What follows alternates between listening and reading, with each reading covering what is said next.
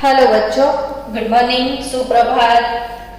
वહેલી સવારે આજે રાસાયણિક બંધન ચેપ્ટરના બહુ સુંદર ટોપિક તરફ આપણે આગળ વધવાના છીએ। તો આજે પ્રકરણ છે 4 એ નીટ માટે બહુ જ અગત્યનું આઈએમપી ચેપ્ટર ગણાય। આમાંથી પ્રશ્નો અવશ્ય નીટમાં 2 પ્રશ્નો આવતા હોય છે, એટલે નીટ લેવલે આ પ્રકરણ ઓલમોસ્ટ 8 માર્કનું ગણાય।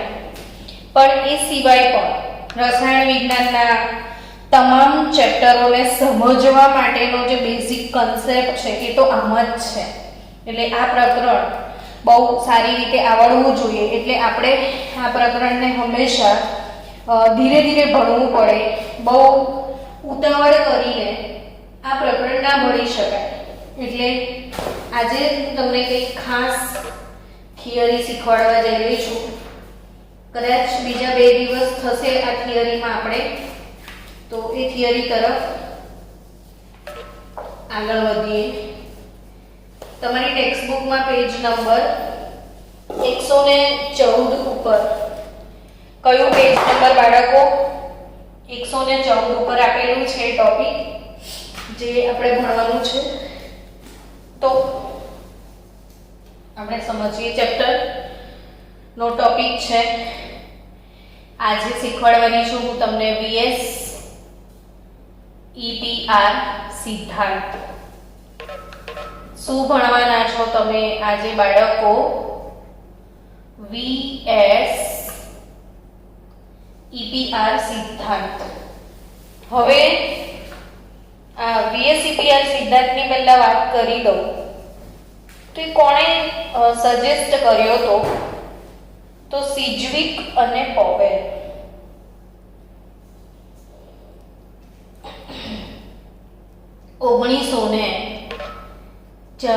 માં સિજ્વિક અને પોવેલે આ સિદ્ધાંત આપ્યો હતો। પાછળથી 1957માં આ સિદ્ધાંતમાં થોડા સુધારા વધારા કરવામાં આવ્યા, અને એ સુધારા વધારા કરવાવાળા જે વૈજ્ઞાનિકો હતા એ નાયહોમ અને ગિલેસ્પી છે। તો નાયહોમ અને ગિલેસ્પીએ એમાં સુધારા વધારા કરેલા છે, અને સિજ્વિક અને પોવેલે આ સિદ્ધાંત રજૂ કર્યો છે। તો સિજ્વિક, પોવેલ અને નાયહોમ ગિલેસ્પીએ શેના પર ભાર આપ્યો સમજીએ। સૌથી પહેલા તો આ VS EPR સિદ્ધાંત જે છે એનું તમને ફૂલ ફોર્મ શીખવાડી દઉં કે આમાં V શું છે। તો V મતલબ વેલેન્સ, S મતલબ shell, E that is electron, P મતલબ પેર, અને R એટલે રિપલ્શન। તો valence, shell, electron, pair, repulsion, VS EPR સિદ્ધાંત। હવે મેડમ ગુજરાતીમાં સમજાવો ને? તો હા, વેલેન્સ એટલે છેલ્લી કક્ષા, સંયોજકતા, વેલેન્સ એટલે સંયોજકતા, શેલ એટલે કક્ષા, સંયોજકતા કક્ષકના, ઇલેક્ટ્રોન પેર એટલે ઇલેક્ટ્રોન યુગ્મ, ને રિપલ્શન એટલે અપાકર્ષણ નો સિદ્ધાંત। તો VS EPR valence, shell, electron pair, repulsion principle એટલે કે સંયોજકતા કક્ષકના ઇલેક્ટ્રોન યુગ્મના અપાકર્ષણનો સિદ્ધાંત। એટલે પાછું તમને એમ થાય કે આ શું? તો કઈ વાંધો નહીં, આપણે ધીરે ધીરે ભણીએ, આપણને કોઈ જ ઉતાવળ નથી, ટોપિકને સ્પીડમાં લઈ જવાની જરૂરી છે। તમે જે કંઈ પણ ભણો મારી ક્લાસમાં એ તમને બહુ જ સરસ આવડે। તો મારો ગોલ કે મારા બાળકો સ્માર્ટ બને, હોશિયાર બને, નહીં કે ગોખણિયા બને. તો વેલેન્સ શેલ, ઇલેક્ટ્રોન પેર રિપલ્શન, સંયોજકતા કક્ષક. ચલો હું પાણીના અણુની વાત કરું. પાણીનો અણુ મેં સમજાવેલો છે ને તમને, એટલે તો પાણીના અણુમાં આપણે ઓક્સિજનની વાત કરીએ. તો ઓક્સિજનની સંયોજકતા કક્ષક માં કેટલા ઇલેક્ટ્રોન યુગ્મ છે? આ પ્રશ્ન થાય, બરાબર. H2O છે પાણી, તો પાણીમાં ઓક્સિજન જે છે ને એને મધ્યસ્થ પરમાણુ કહેવાય. ઓક્સિજનને મધ્યસ્થ પરમાણુ કહેવાય. તો જે ઓક્સિજન છે એ મધ્યસ્થ પરમાણુ છે ને એની સંયોજકતા કક્ષકમાં કેટલા ઇલેક્ટ્રોન યુગ્મ છે એ શોધવું છે. તો ઇલેક્ટ્રોન યુગ્મ ની સંખ્યા શોધવાનું એક સૂત્ર મેં તમને શીખવાવેલું છે, 1/2 V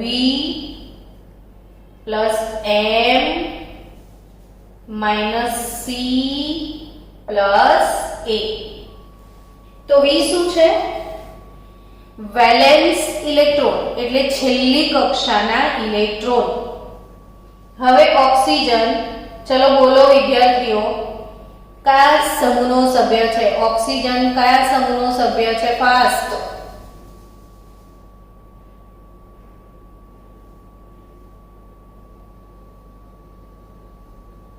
ઓક્સિજન કયા સમૂહનો સભ્ય છે? 16મા સમૂહનો. That's good. 16મા સમૂહનો સભ્ય હોય તો એની છેલ્લી કક્ષામાં 6 ઇલેક્ટ્રોન હોય, જેને વેલેન્સ ઇલેક્ટ્રોન એવું કહેવાય, બરાબર.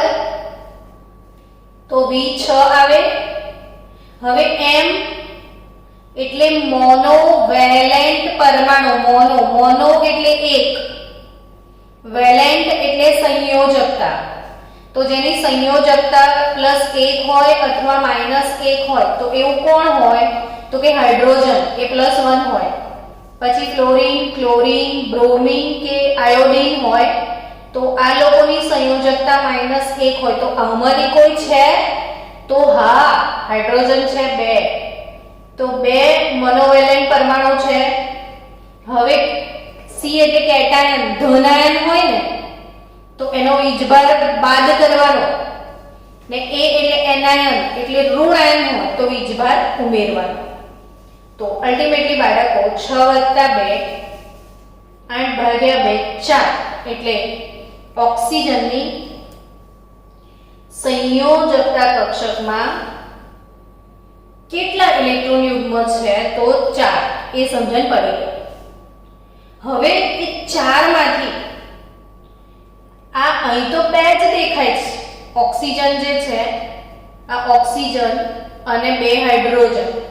હું ઓક્સિજનને A કહું તો એની જોડે 2 હાઇડ્રોજને બંધ બનાવ્યો છે, તો આ અણુનો જે પ્રકાર છે એ Ab2 થાય ને, એક મધ્યમાં ને 2 આજુબાજુ. તો Ab2 પ્રકાર છે. એટલે પ્રશ્ન એ થાય બાળકો કે A અને 2 બંધનકારક Ab2. તો તમને એમ થાય અહીં 4 દેખાય છે, અહીં તો 2 જ દેખાય છે. સમજો વાતને. અહીં 4 દેખાય છે. સાબિત શું કરો છો તમે? કે ઓક્સિજનની સંયોજકતા કક્ષકમાં 4 ઇલેક્ટ્રોન છે, પણ અહીં તો 2 જ દેખાય છે. તો કે 2 જે છે દેખાય તમને એ બંધનકારક છે, તો હજી બીજા 2 છે એ અબંધકારક છે. એટલે અણુનો પ્રકાર Ab2E2 થાય. સમજો, B મેં કોના માટે લખ્યું છે? બંધ બનાવવામાં ભાગ લે છે, એ બંધનકારક.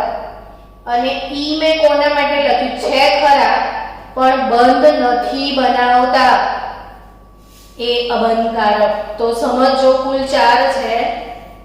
4 માંથી 2 બંધનકારક એટલે બોન્ડિંગ પેર. બોન્ડિંગ પેર ફરીથી સમજો, બંધનકારક એટલે બોન્ડિંગ પેર, ને અબંધકારક એટલે લોન પેર, લોન પેર એટલે અબંધકારક, ને આ બંધનકારક એટલે બોન્ડિંગ પેર. તો બે બંધનકારક અને બે અબંધકારક છે એટલે Ab2E2 બે બંધનકારક બે અબંધકારક. હવે આ અણુ ઓક્સિજન મૂકીએ તો કુલ કેટલા થયા? 4.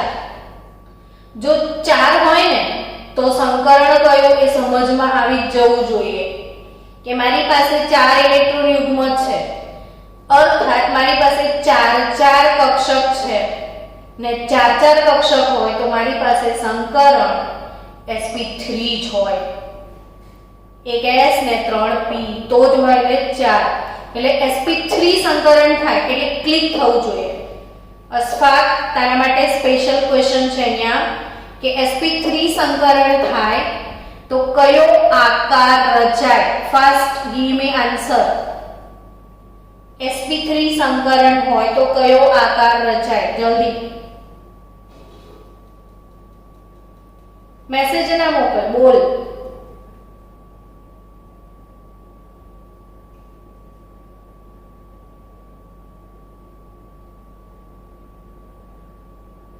sp3 સંકરણ, ચલો એ સિવાય બીજું કોઈ sp3 સંકરણ હોય તો કયો આકાર રચાય બાળકો? સમચતુષ્ફલકીય. That's very good. તો sp3 સંકરણ હોય તો આકાર સમચતુષ્ફલકીય રચાય. એટલે હવે આ 1 2 અને આ 4 ઇલેક્ટ્રોન યુગ્મ મેં મૂકી દીધા. હવે આ 4 ઇલેક્ટ્રોન યુગ્મ મૂકી દો તો 2 બંધ બનાવે છે અને 2 નથી બનાવતા. તો ઓક્સિજન અણુનો આકાર આ 2 અબંધકારક ચોટલીઓ અને 2 બંધનકારક છે. તો આ ઓક્સિજન અણુ નહીં, સોરી, પાણીના અણુમાં બંધનકારક આકારમાં ભાગ નહીં લે. 2 અબંધકારક વચ્ચેનો આકાર ગણીએ. જો આ 4 પોઝિશન હતી, 4 જગ્યાએ ઇલેક્ટ્રોન મૂકી દીધા પણ 2 બંધનકારક ને 2 અબંધકારક, એટલે ફક્ત આટલો જ આકાર ગણીએ તો પાણીના અણુનો આકાર કોણીય બને. કેવો આકાર બને? કોણીય આકાર. પણ હવે sp3 સંકરણ થાય એટલે બંધ કોણ 109 ડિગ્રી ને 28 મિનિટ જેવું આમાં છે, પણ છતાંય 109 ડિગ્રી 28 મિનિટ કેમ નથી એ સમજો. હવે તો આટલી જ જગ્યા દેખાય છે તમને. જો આ પાણીનો અણુ છે, અહીંયા આગળ ઓક્સિજન છે, સમજો. આવી રીતે દેખાય છે. આટલો પોર્શન તો દેખાતો હશે તમને. તો આ 2 બંધન અબંધકારક છે ને આ બંને વચ્ચે ખૂણો છે. અહીંયા ધ્યાન આપજો. છે ખૂણો બંને વચ્ચે. આ હાઇડ્રોજન. તો હવે જો કે આ ઉપરથી આ નકામી છે બંને, આ અબંધકારક, આ અબંધકારક, બંને વચ્ચે અપાકર્ષણ થાય છે એટલે બીજાને દૂર ફેંકાય. આમ દૂર ફેંકાય એટલે નીચેનો અણુ આમ ચોંટી જાય છે. જો એટલે અહીંથી આ લોકો આમ દૂર ફેંકાય, આની વચ્ચે આ બંને વચ્ચે અપાકર્ષણ થાય છે. એના કારણે આ બંને કક્ષકો એકબીજાથી નજીક આવી જાય છે. પરિણામે બંધકોણ ઘટી જાય છે, 104.5 ડિગ્રી થઈ જાય છે. 104.5 ડિગ્રી થઈ જાય છે. તો આ જ સમજવાનું. હવે આખી વસ્તુને સમજો. સંયોજકતા કક્ષક એટલે આ ઓક્સિજનની સંયોજકતા કક્ષક, એના ઇલેક્ટ્રોન યુગ્મ એટલે 1 2 3 4 ઇલેક્ટ્રોન યુગ્મ, એમની વચ્ચે અપાકર્ષણ થાય છે. આ સિદ્ધાંતનું નામ છે. એટલે છેલ્લી કક્ષામાં જે ઇલેક્ટ્રોન યુગ્મ હોય એમાં કોઈ થોડા બંધનકારક હોય, થોડા અબંધકારક હોય અથવા બધા બંધનકારક હોય, તો એ બંધનકારક ને અબંધકારક વચ્ચે અપાકર્ષણ જે થાય એને VSEPR સિદ્ધાંત કહેવાય. એને શું કહેવાય? VSEPR સિદ્ધાંત. તો ફરી એકવાર બોલો મારી સાથે બધા. સંયોજકતા કક્ષકના ઇલેક્ટ્રોન યુગ્મના અપાકર્ષણનો સિદ્ધાંત કોણે આપ્યો તો? સિજ્વિક અને પોવેલે. ને એમાં સુધારા વધારા કોણે કર્યા છે? તો નાયહોમ અને ગિલેસ્પીએ. કોણે સુધારા વધારા કર્યા છે? નાયહોમ અને ગિલેસ્પીએ. તો અહીંયા તમે પાણીના અણુનો આકાર સમજી શકો છો બાળકો કે આમ તો એમાં 4 ઇલેક્ટ્રોન યુગ્મ છે એટલે sp3 સંકરણ થાય એટલે સમચતુષ્ફલકીય આકાર હોવો જોઈએ, પરંતુ ચારે ચાર બંધનકારક નથી. બે બંધનકારક છે, બે અબંધકારક છે, એટલે બે બંધનકારક ને બે અબંધકારક છે, કઈ વાંધો નહીં. પછી બીજો પ્રોબ્લેમ આવ્યો કે અગર sp3 સંકરણ થાય તો બંધકોણ આટલો હોવો જોઈએ, પણ તો એ બી નથી. કેમ? તો કે આ લોકો વચ્ચે અપાકર્ષણ થાય છે, પરિણામે આ બંધ જે છે એ અવકાશમાં આ લોકોથી દૂર જવાનો પ્રયત્ન કરે છે. આ લોકો આમ ફંટાય તો આ લોકો નજીક આવી જાય એટલે બંધકોણ સંકોચાય છે. તો આપણે આ સિદ્ધાંતને હવે આ તો મેં તમને જસ્ટ પ્રસ્તાવના સમજાવી હતી, હવે આપણે સિદ્ધાંતની સમજૂતી ખરેખર શરૂ કરીએ છીએ.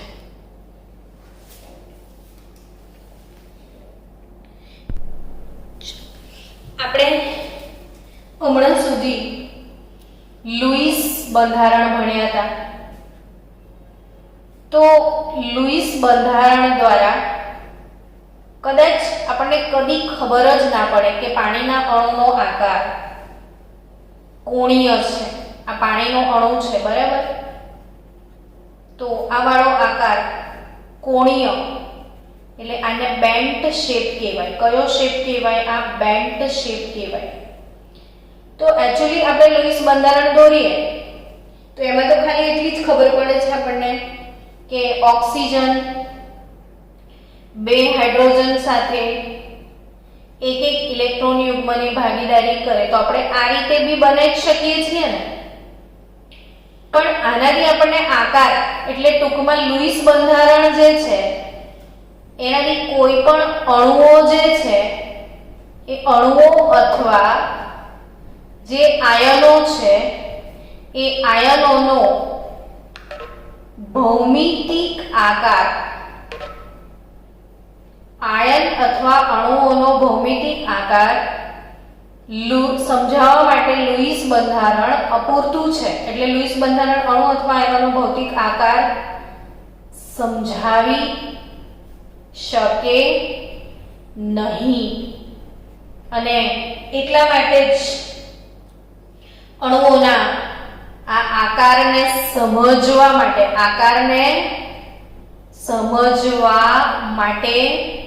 1940 માં કયો સિદ્ધાંત આવ્યો? VSEPR.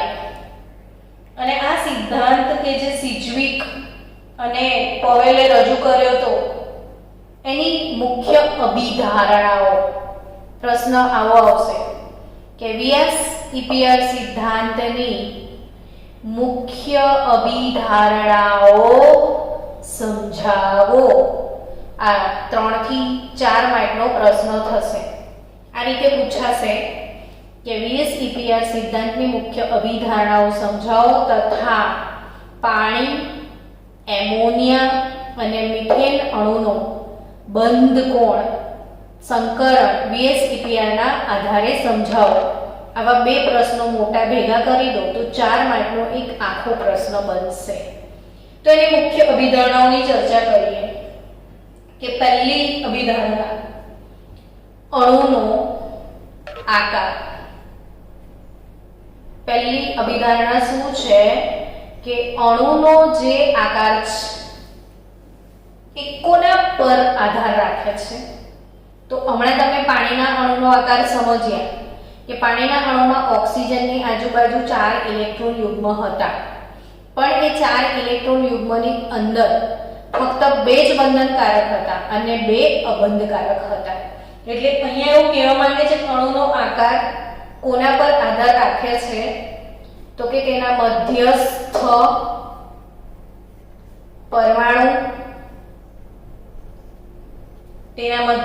પરમાણુની આસપાસ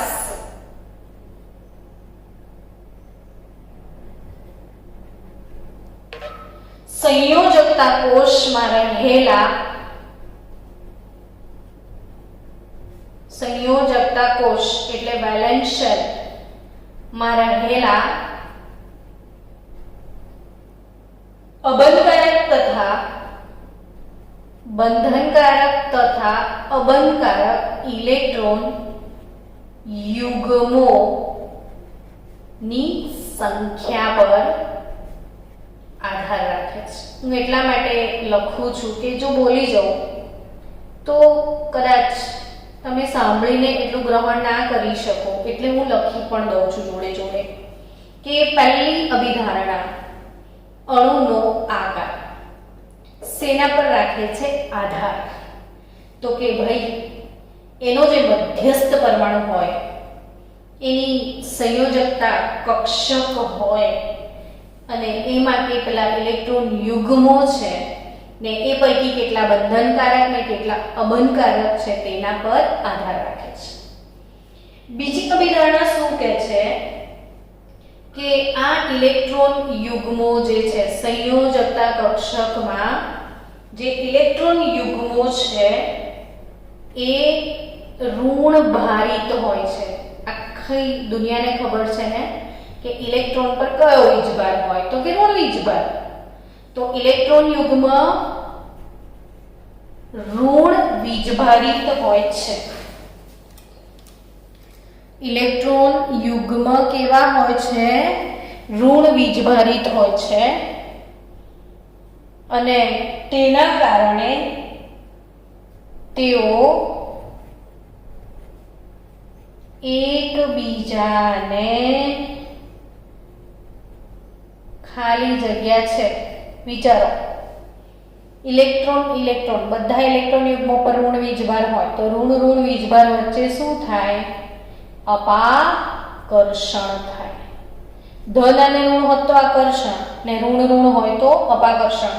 એટલે ઇલેક્ટ્રોન યુગ્મો ઋણ વીજભારિત છે ને તેઓ એકબીજાને અપાકર્ષે છે. ત્રીજી અભિધારણા ઇલેક્ટ્રોન યુગ્મો અવકાશમાં એવી રીતે ગોઠવાય, આ ઇલેક્ટ્રોન યુગ્મ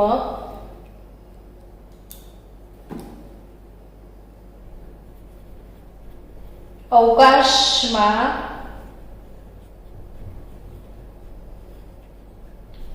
એવી રીતે ગોઠવાય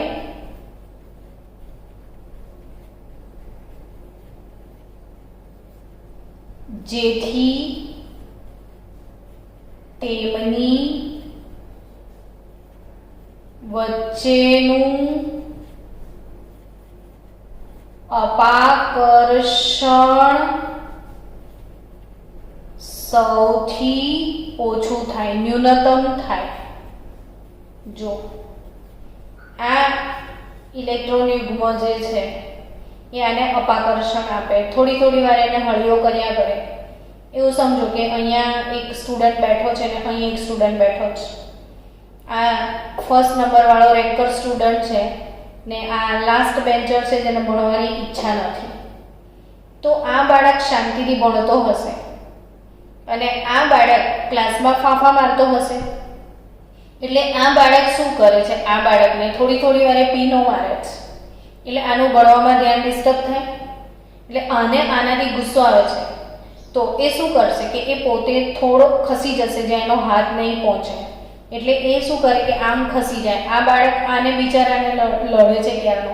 આ બંને વચ્ચેના અપાકર્ષણને કારણે અવકાશમાં પોતાનું સ્થાન બદલી અને થોડો નજીક આવતો રહેશે.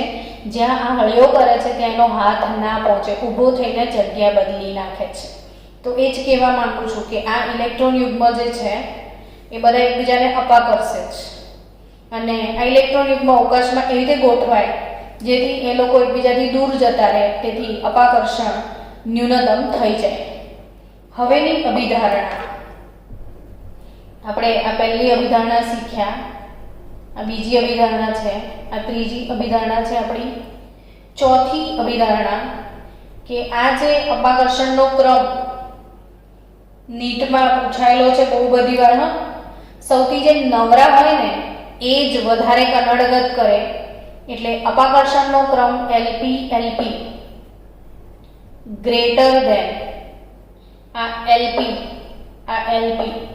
આ બોન્ડ બનાવે છે એટલે BP. તો LP આ અપાકર્ષણ સૌથી વધારે હશે.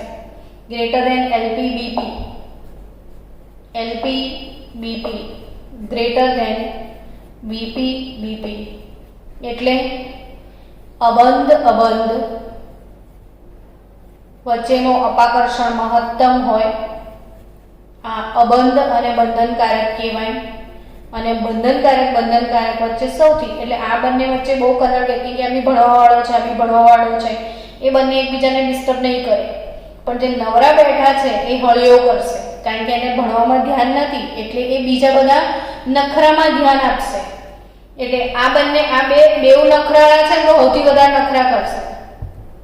આ બંને વચ્ચે થોડા ઓછા અને આ બંને વચ્ચે સાવ ઓછા. એટલે આ અપાકર્ષણનો ક્રમ પરીક્ષામાં પૂછાયેબલ છે, તો તમે એને યાદ રાખજો.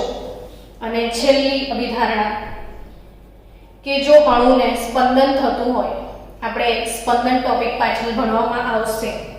સ્પંદનનો અર્થ એવો છે કે કોઈ પણ એક પદાર્થને એક કરતાં વધારે બંધારણો હોય, જેમ કે આ બેન્ઝીન છે એનું બંધારણ A છે, તો આ જ બેન્ઝીનને બીજું બંધારણ પણ છે.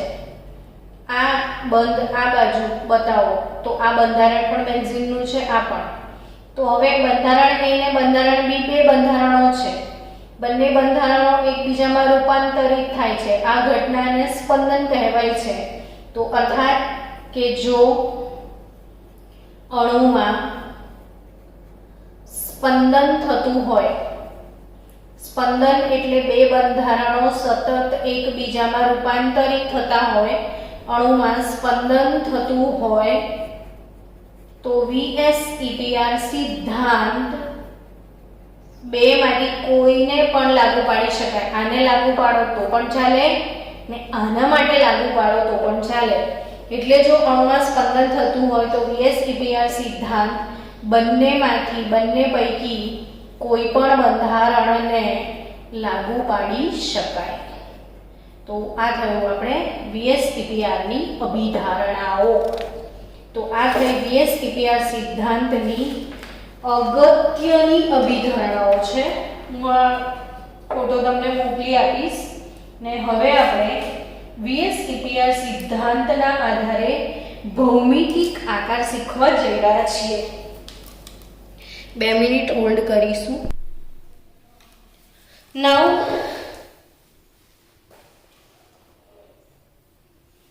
આપણે બંધનકારક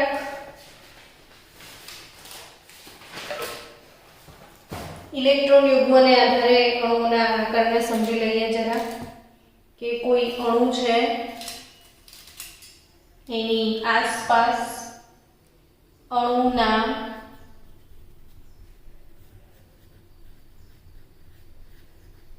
મધ્યસ્થ પરમાણુ પાસે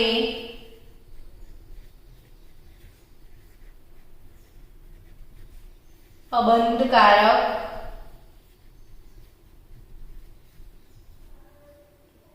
ઇલેક્ટ્રોન યુગ્મ ન હોય તેવા અણુઓના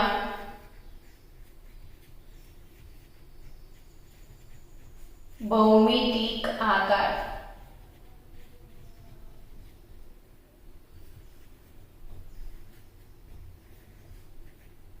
સરસ મજાનો ટોપિક છે.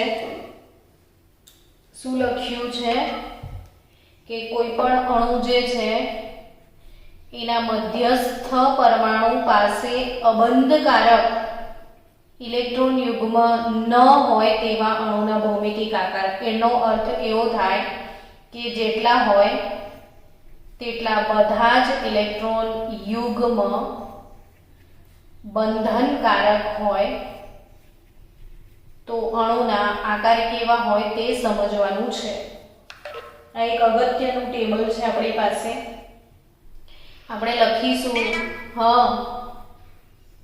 Meeting design. શું મીટિંગ ડિઝાઇન કરો. ડિઝાઇન કરવું એમ? હા. કેમ? ઇલેક્ટ્રોન યુગ્મની સંખ્યા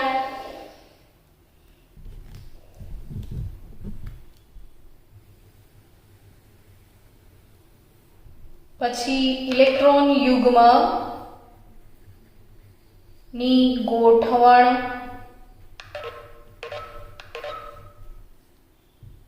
ઇલેક્ટ્રોન યુગ્મની ગોઠવણ, પછી આવશે અણુનો આકાર, અને છેલ્લો ટોપિક આપણો આવશે ઉદાહરણ. તો આ એક સરસ મજાનો કોઠો છે, જે આખો કોઠો મોડે કરવો પડશે. 2-2, 3-3, 4-4 વાર આ કોઠો દોરવાનો એટલે આવડી જાય. ઇલેક્ટ્રોન યુગ્મોની સંખ્યા જો 2 હોય, કેટલા ઇલેક્ટ્રોન યુગ્મ હોય? કુલ 2. તો યાદ રાખજો બાળકો કે 2 ઇલેક્ટ્રોન યુગ્મ હોય તો 2 જ કક્ષક ભેગી થાય. તો 2 માટે સંકરણ sp જ હોય. 2 માટે કયું સંકરણ હોય? sp સંકરણ હોય. તો 2 જ હોય તો અણુનો આકાર AB2 પ્રકારનો ગણાય. એક મધ્યસ્થ પરમાણુ અને એના આજુબાજુમાં 2 બંધનકારક પરમાણુ, તો sp સંકરણ હોય. હવે ઇલેક્ટ્રોન યુગ્મની ગોઠવણ કઈ રીતે થાય? તો કે A અને 2 હોય એટલે આકાર ફિક્સ, sp સંકરણ અને આકાર ફિક્સ રેખીય. આ કોઠો બહુ જ અગત્યનો છે. આ કોઠો આવડી જાય તો આખી કેમિસ્ટ્રીના તમામ અણુઓનો આકાર આવડી જશે. BeH2, BeCl2, HgCl2. AB2 પ્રકારનો અણુ હોય જેમાં 2 ઇલેક્ટ્રોન યુગ્મ હોય ને બંને બંધનકારક હોય તો સંકરણ sp, આકાર રેખીય, અને આ જે બંધકોણ રચાય એ 180 ડિગ્રીનો બંધકોણ હશે. કેટલા ડિગ્રીનો બંધકોણ હશે? 180 ડિગ્રીનો. જો 3 ઇલેક્ટ્રોન યુગ્મ હોય તો સંકરણ કયું? હવે ક્લિક થઈ જવું જોઈએ, એક વધારતા જવાનું. sp2 સંકરણ થાય. અણુનો પ્રકાર AB3 પ્રકારનો હશે એટલે A ની આજુબાજુ 3 ઇલેક્ટ્રોન યુગ્મ ગોઠવવાના છે. તો 3 ત્રિકોણ રચાય એવું ઊંઘમાં યાદ આવી જાય. 2 હોય તો એક રેખા જ હોય, 3 હોય તો ત્રિકોણ જ હોય, ને આ વાળો જે આકાર છે એ છે સમતલીય ત્રિકોણ આકાર. સમતલીય ત્રિકોણ આકાર. ને સમતલીય ત્રિકોણ આકાર જો sp2 સંકરણ થાય તો સમતલીય ત્રિકોણાકાર જ રચાય, અને આ જે બંધકોણ છે એ 120 ડિગ્રીનો જ હોય. તો એ કેવા અણુઓ હોય? તો કે BF3, BCl3 કે જેમાં sp2 સંકરણ છે, AB3 પ્રકારના છે, અને આકાર સમતલીય ત્રિકોણ રચાશે. જો 4 ઇલેક્ટ્રોન યુગ્મની ગોઠવણ હોય, 4 ઇલેક્ટ્રોન યુગ્મ, તો સંકરણ ફિક્સ sp3 થશે. 4 AB4 પ્રકારનો અણુ ને sp3 સંકરણ હોય તો બી તમને આકાર ખબર છે. મિથેન અણુનો આકાર સમચતુષ્ફલકીય આકારે ગોઠવાય. 4 ઇલેક્ટ્રોન યુગ્મો 4 બંધનકારક હોય તો કયો આકાર રચાય? સમચતુષ્ફલકીય આકાર રચાશે. ને આ સમચતુષ્ફલકીય આકાર એટલે બંધકોણ 109 ડિગ્રી 28 મિનિટ થશે. કયો બંધકોણ થશે? 109 ડિગ્રી 28 મિનિટ. sp3 સંકરણ થશે અને CH4 NH4 પ્લસ. હવે પરીક્ષામાં ધારો કે તમને પ્રશ્ન પૂછાયો કે NH4 અણુનો આકાર કયો છે? શું પ્રશ્ન પૂછાય? કે પ્રશ્ન આવી રીતે પૂછાશે પરીક્ષામાં કે BCl3 અને NH4 પ્લસ અને CO3 -2 અણુનો આકાર અને સંકરણ કયું હશે સમજાવો. તો આ જ વસ્તુ તમે પરીક્ષામાં કેવી રીતે સમજાવી શકશો? તો પહેલું છે BCl3. હવે ગોખીને તો જવાય નહીં આખું ટેબલ, તો કેવી રીતે કામ કરવાનું એ સમજો. કે BCl3 એટલે મધ્યસ્થ પરમાણુ બોરોન છે. તો બોરોનની આજુબાજુ ઇલેક્ટ્રોન યુગ્મની સંખ્યા શોધી કાઢવી પડે. ને ઇલેક્ટ્રોન યુગ્મની સંખ્યા શોધવાનું સૂત્ર 1/2 V plus m minus c plus a. હવે આ 1/2 વેલેન્સ ઇલેક્ટ્રોન બોરોન કયા સમૂહનો સભ્ય? જલ્દી આવા દો તમારા તરફથી જવાબ. બોરોન કયા સમૂહનો સભ્ય? ફાસ્ટ.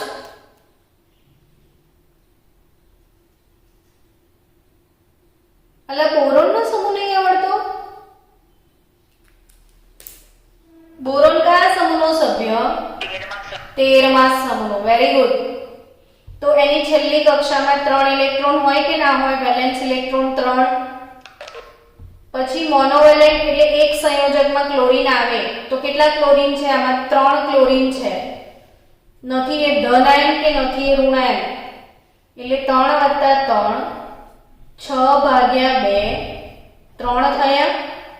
એટલે ઇલેક્ટ્રોન યુગ્મની સંખ્યા 3 હોય તો સંકરણ કયું થશે? sp2. અને sp2 સંકરણ હોય તો પાછું ટેબલ યાદ કરો.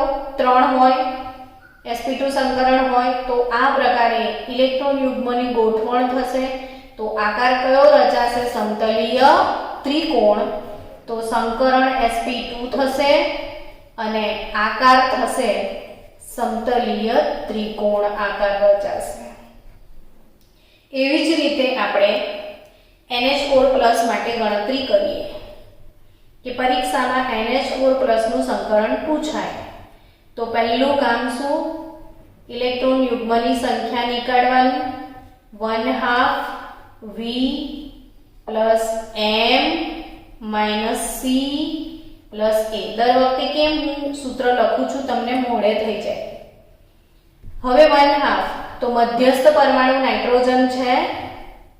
નાઇટ્રોજનની છેલ્લી કક્ષામાં 5 ઇલેક્ટ્રોન, કારણ કે 15મા સમૂહનો સભ્ય. 4 આમાં એક સંયોજક પરમાણુ 4 હાઇડ્રોજન છે. હવે C એટલે કેટાયન, ને કેટાયન એટલે ધનાયન, તો આ ધનાયન છે.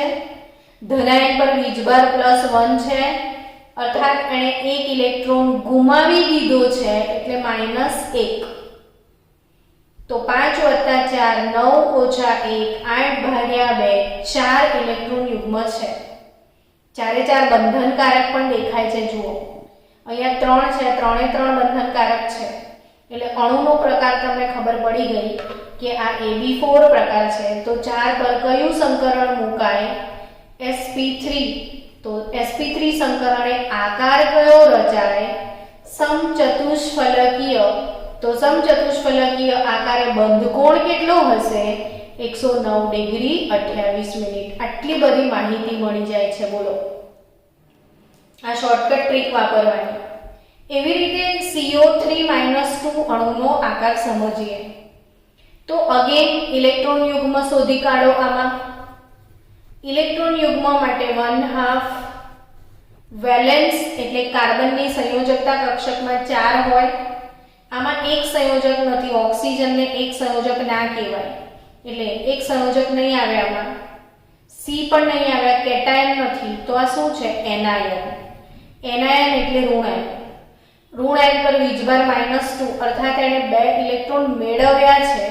એનાયન હોય તો ઉમેરવાનું, ધનાયન હોય તો બાદ કરવાનું. એટલે આ 4+2/6, એટલે 4+2 6/2. તો 3 ઇલેક્ટ્રોન યુગ્મ પર આકાર સંકરણ ફિક્સ ખબર પડી ગઈ. 3 હોય તો sp2 જ થાય. 3 3 બંધનકારક પણ છે, એટલે અણુનો પ્રકાર AB3 થાય. sp2 સંકરણ હશે તો આકાર ખબર પડી જશે કે ભાઈ સમતલીય ત્રિકોણ જ હોય. કયો આકાર હશે? સમતલીય ત્રિકોણ હશે. તો બંધકોણ પણ ખબર પડી જાય કે 120 ડિગ્રી હશે. એટલે બાળકો પરીક્ષામાં આજે અણુઓના આકાર નક્કી કરવા માટે આ કોઠો મહત્વનો છે, જે નક્કી કરવો પડે. તો આપણે આજે 2, 3 ને 4 સુધી કર્યું. કાલે 5, 6 અને 7 માટે કરી અને કાલે આ થિયરી પૂરી થશે. હજી એમાં આગળ આવે છે તો કાલે VSEPR સિદ્ધાંતનો પાર્ટ 2 એ ખતમ કરીશું. તો ત્યાં સુધી આટલું આજે રાખો. આજના લેક્ચરને તમે બરાબર સરસ રીતે જોઈને હોમવર્ક કરીને મને મોકલજો. આ અગત્યની બાબતો છે, હું એનો ફોટોગ્રાફ્સ પણ તમને શેર કરીશ. તો મળીએ આપણે